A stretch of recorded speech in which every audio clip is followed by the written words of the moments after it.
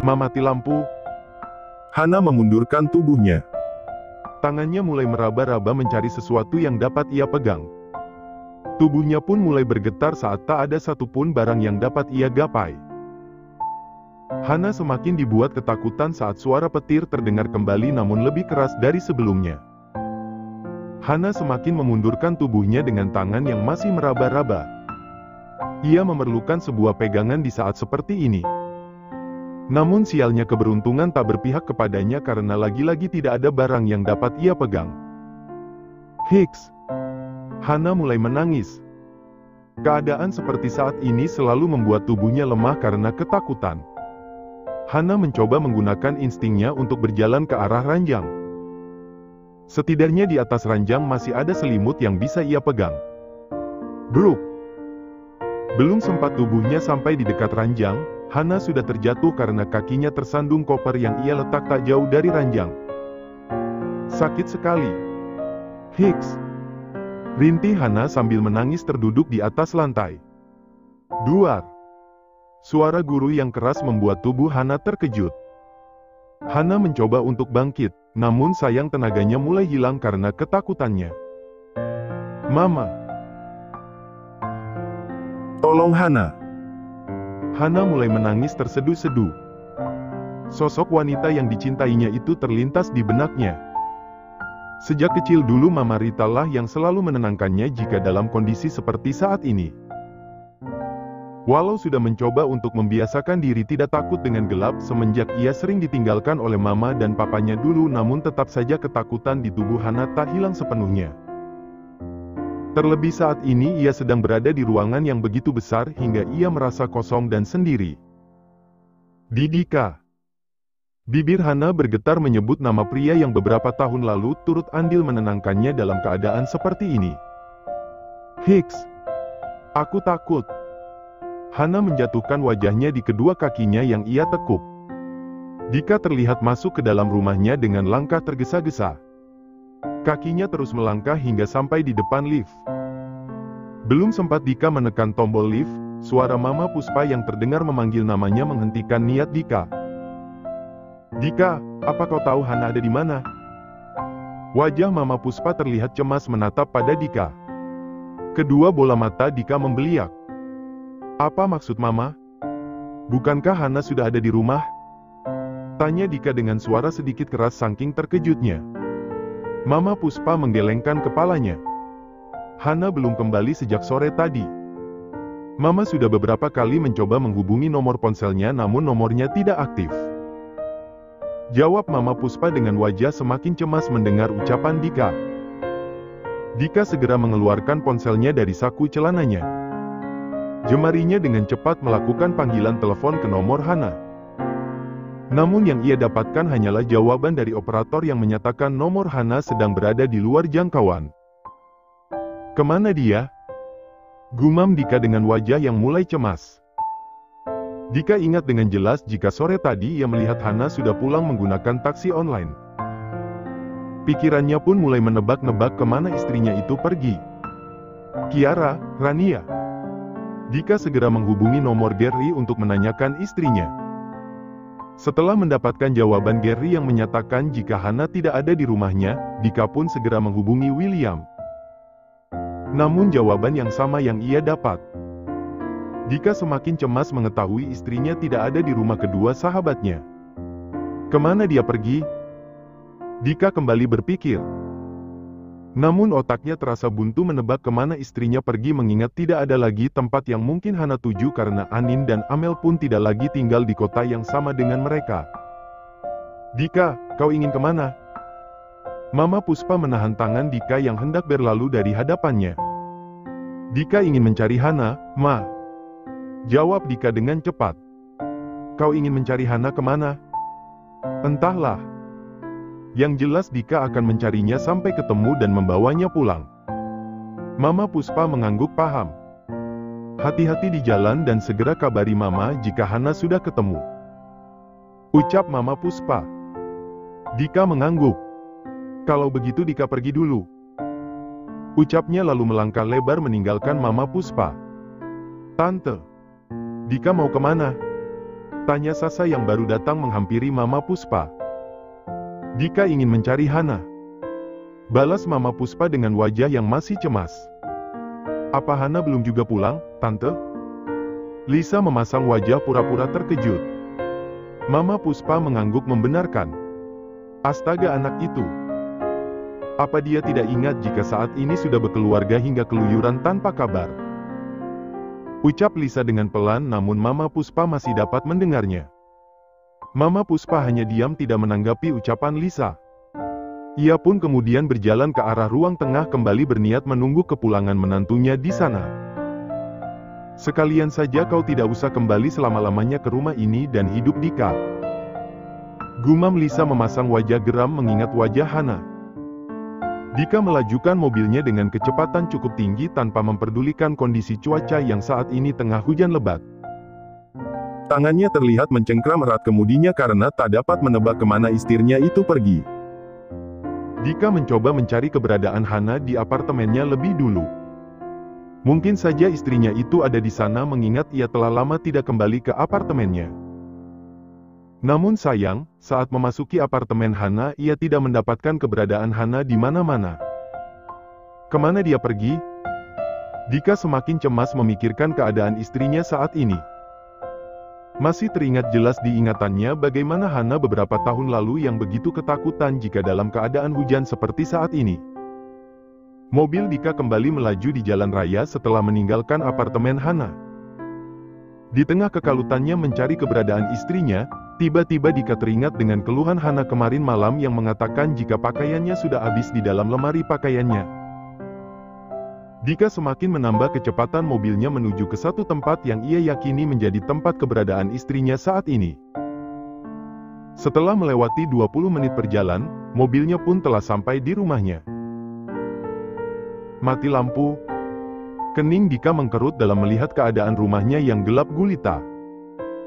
Tak ingin terlalu lama berpikir, Dika segera melangkah memasuki rumah setelah membuka pintu dengan kunci rumah yang selalu ia bawa. Dika menggunakan flash ponselnya sebagai alat penerangannya berjalan menuju kamarnya di lantai 2. Ceklek.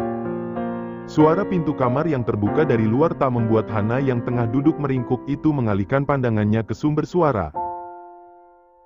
Suara isak tangisan Hana terdengar cukup keras saat kakinya baru saja melangkah masuk ke dalam kamar membuat Dika meyakini jika tebakannya benar Hana ada di rumahnya. Dika segera mengarahkan flash ponselnya ke arah suara tangisannya Hana. Melihat sinar cahaya yang tertuju ke arahnya, Hana segera menolehkan kepalanya ke belakang. Betapa terkejutnya Hana saat melihat sosok Dika tengah berdiri tak jauh darinya. "Di Dika," ucap Hana dengan terbata. Suara tangisannya terdengar semakin keras. Dika segera mendekat ke arah Hana lalu berjongkok menyakan tinggi mereka. Tanpa mengucapkan satu kata pun, Dika segera membawa tubuh Hana ke dalam pelukannya. "Tenanglah, ada aku di sini," ucap Dika sambil mengelus punggung Hana yang bergetar hebat. Aku takut," lirih Hana di dalam dekapan Dika. Dika melerai pelukannya lalu membantu Hana untuk berdiri. Suara guru pun kembali terdengar. Hana buru-buru menghamburkan tubuhnya ke dalam dekapan Dika. "Tenanglah." Dika mengelus rambut Hana guna menenangkannya. Merasa Hana sudah sedikit tenang, Dika menuntun Hana mendekat ke arah ranjang menggunakan penerangan flash ponselnya. Lalu membaringkan tubuh Hana di atas ranjang. "Kau ingin kemana?" Suara Hana terdengar gagap saat Dika menjauhkan tubuhnya darinya. "Aku akan berbaring di sampingmu," balas Dika lalu melangkah ke sisi ranjang yang kosong untuk naik ke atas ranjang. "Di Dika." Hana kembali memeluk erat tubuh Dika yang sudah berbaring di sampingnya lalu menangis terseduh-seduh untuk menumpahkan rasa takutnya sejak tadi. Dika pun membiarkan Hana memeluk erat tubuhnya. Ia hanya bisa menenangkan istrinya itu dengan mengelus punggungnya. Dika sangat paham rasa ketakutan istrinya saat ini mengingat kejadian seperti ini juga pernah terjadi saat mereka kuliah dulu. Cukup lama Hana menangis di dalam pelukan Dika. Tangisan Hana pun perlahan surut saat kedua mata wanita itu perlahan tertutup. Dika menghela nafas panjang. Akhirnya istrinya itu terlelap juga hingga bisa melupakan rasa takutnya barang sebentar saja. Walau tubuhnya sudah sangat lelah seharian bekerja dan ingin tidur, namun Dika mengurungkannya dan lebih memilih menjaga istrinya. Tak lama setelah Hana terlelap, lampu rumah pun menyala. Dika menatap ke sekelilingnya yang sudah kembali terang. Pandangannya pun beralih pada wajah Hana yang kini berada tepat di dada bidangnya. Wajah istrinya itu terlihat sembab sebab terlalu lama menangis. Di usiamu yang sekarang kau masih saja penakut dengan gelap seperti dulu. Dika menggelengkan kepalanya perlahan melihat sikap penakut istrinya. Dengan susah payah ia merogoh ponsel di saku celananya lalu mengirim pesan pada mamanya jika Hana telah ditemukan dan memberitahu jika ia dan Hana akan tidur di rumahnya malam ini. Tatapannya kemudian kembali beralih pada wajah cantik istrinya yang dulu selalu membuatnya nyaman saat melihatnya. Tidurlah dengan lelap dan lupakan ketakutanmu. Dika tanpa sadar mengecup kening Hana. Menyalurkan rasa sayangnya pada sosok yang dulunya pernah menyakitinya. Setelah hampir 1 jam berdiam diri sambil menatap wajah Hana, perlahan kedua mata Dika pun tertutup saat matanya tak sanggup lagi untuk terbuka. Mentari pagi pun mulai menyambut. Suara kicauan burung yang terdengar saling bersahutan membuat kebisingan dari luar rumah. Suara kebisingan itu pun membuat tidur Dika terganggu. Dika terbangun dengan sedikit meringis saat merasa kram pada sebelah tangan kanannya yang ia gunakan untuk menyangga kepala Hana. Dika menatap wajah wanita yang sejak kemarin malam terlelap di dalam pelukannya dengan nyaman. Wanita itu terlihat belum menunjukkan tanda-tanda ingin bangun walau hari sudah menunjukkan pukul 6 pagi. Dia tertidur lelap sekali. Gumam Dika. Ia pun dengan hati-hati melepaskan tangannya dari kepala Hana karena ingin turun dari ranjang untuk membersihkan tubuhnya mengingat pagi ini ia harus berangkat bekerja. Pergerakan Dika pun tanpa sadar membuat Hana terbangun dari tidurnya. Dika. Kedua mata Hana membola merasa terkejut melihat wajah Dika yang sangat dekat dengan wajahnya. Kau sudah bangun? Tanya Dika dengan wajah datarnya. Dika pun duduk menyandarkan tubuhnya di sandaran divan lalu meregangkan tangannya yang terasa kram. Hana terdiam. Ia pun berusaha mengingat-ingat kejadian tadi malam hingga akhirnya membuatnya tertidur di dalam dekapan Dika. Aku. Hana tergagap. Tubuhnya merasa gugup saat mengingat dengan jelas betapa hangatnya pelukan Dika tadi malam yang sudah lama sangat dirindukannya. Tidak mendapatkan respon dengan benar dari Hana membuat Dika segera turun dari ranjang. Kau ingin kemana? Tanya Hana. Apa kau tidak lihat sudah jam berapa saat ini? Dika kembali bertanya tanpa menjawab ucapan Hana. Hana mengarahkan pandangan pada jama dinding yang sudah menunjukkan pukul 6:10.